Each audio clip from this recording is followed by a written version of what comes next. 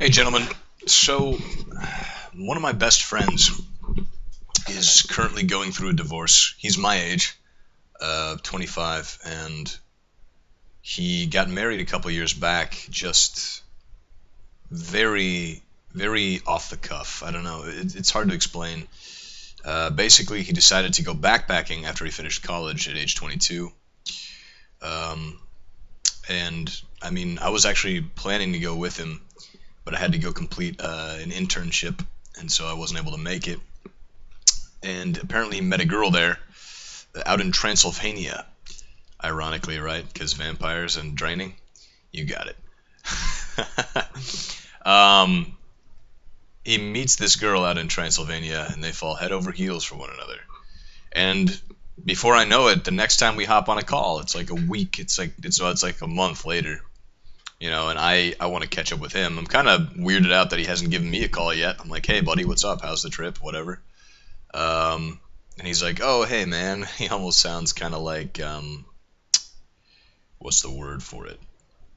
Like he's hesitant to speak with me, like he's trying to hide something. And so he gets talking for a while, and then he just comes out with it. He's like, yeah, so I just got married. I got flash married in Transylvania. I was like, what? He's like, yeah. And he's always like, we've had tons of talks before, and he's just kind of agreed along with me about how stupid it is to get married in this day and age. And which is, I guess, strange.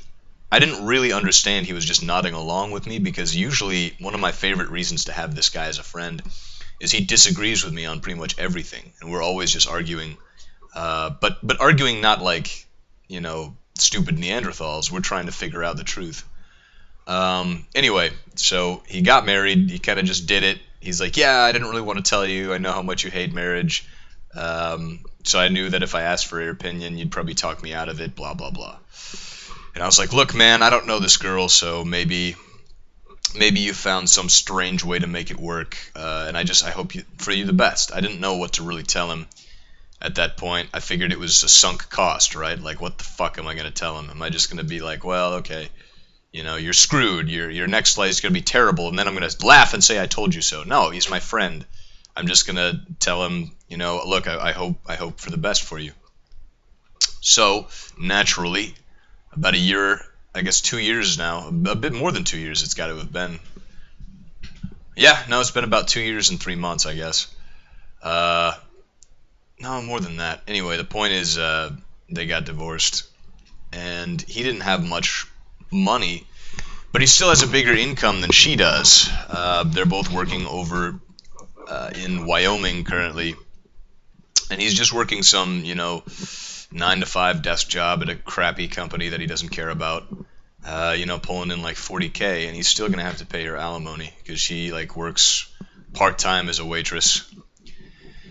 And to just see, I know how steeped he is in student loans. Like, my buddy, a great guy in a lot of ways. We both love philosophy. We both love, talking about existential dilemmas, talking about women, talking about truth. But in the end, I feel he didn't really approach taking out all this debt. And then he got a philosophy degree. I told him that was kind of a mistake, because it's not a degree with a lot of transferable skill or leverageable skill in the real world. And so now he's kind of up to his eyeballs in student loans, and he's not really able to pay it off, and now he's being fleeced for alimony also. So, they're going through this divorce right now. He knows he's going to have to pay alimony, but recently, apparently, I'm actually friends with her now. Obviously, we had hung out a couple of times, and to my absolute surprise and disgust, she, the Transylvanian woman, reached out to me separately by email, in confidence, sending me a couple of articles and asking me, since I work in finance, asking me for my advice about how to proceed with the divorce. Because she's like, I want it to be totally fair. I want to get my fair comeuppance, blah, blah, blah. And look, I don't even like her that much. I was just being friendly, because I respect my friend too much not to be friendly, you know what I mean, with her. So I think she thinks I'm like a trusted confidant now or something, and she sent me along this article that her mom gave her from the Women's Institute for Financial Education, or wife.org. It's just a very short article, so I'm going to read through it too quickly to you guys. Give you sort of an idea of what females are thinking when they're about to divorce. The title of the article is called Where to Search for Hidden Assets During Divorce by Candace Bear, who is a CEA, CDFA, CPA, and CFP. Question. My husband just told me he wants a divorce, and he says he's been thinking about it for quite a while. I'm afraid he's taken steps to hide his money, so I won't receive a fair share of our property. Answer. It's smart of your to be suspicious, typo. Although by and large people are pretty honest while going through divorce, too many women trust their husbands when they shouldn't. Looking for hidden assets is part of my work as a forensic accountant. Here are some of the places your spouse may have hidden assets. Antiques, artwork, or hobby equipment that is overlooked or undervalued. Look for lush furnishings in his office. Basically what it's saying is, look for things that make your husband happy, that he went and paid some of his hard-earned money to earn, and try and take that shit from him. Collusion with his employer to delay payment of bonuses, stock options, or raises till after the divorce. Yeah, storm into his office and further humiliate him by asking his employer whether or not he's delayed payment of bonuses. Income, often cash that is unreported on tax returns and financial statements. Your lifestyle costs during marriage probably exceeded reported income. So document your cash expenditures. First of all, what the fuck does that mean? Your lifestyle costs probably exceeded reported income. Okay, I guess, yeah, your cash that is unreported on tax returns and financial statements. So we're just assuming, because we're all women here, that we're spending well beyond our means. I guess that's the only way to interpret that, unless I'm going crazy. A custodial account set up in the name of a child using the child's social security number. Yeah, heaven forfend you've actually, as a man, set up a fucking custodial account for your child.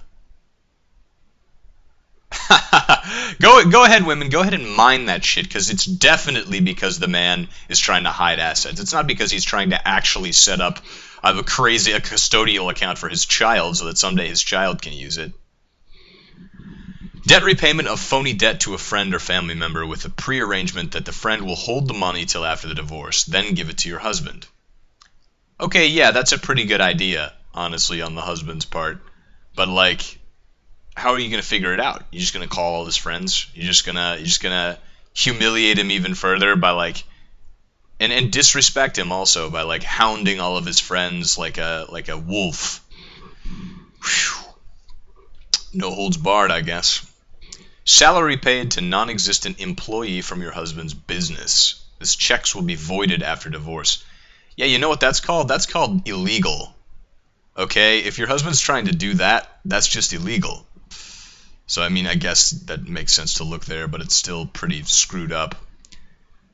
Money paid from the business to somebody else, such as a father or girlfriend, for business services not rendered. Okay, that sounds pretty specious and, like, arbitrary. Okay, so if you're, you know, if you're a business, you get to decide what is considered a service and whether it's been considered rendered. And yeah, perhaps the money will be given back to your spouse, to the husband after the divorce is final. But that's really none of your goddamn business. Delaying and signing long-term business contracts till after the divorce. What are you going to do? You're going to make him go sign the goddamn business contracts? What if it's deleterious to the business? Expenses paid for a girlfriend. Okay, is he keeping a girlfriend on the side? Investment in municipal bonds or Series EE saving bonds for which no interest is reported on tax returns.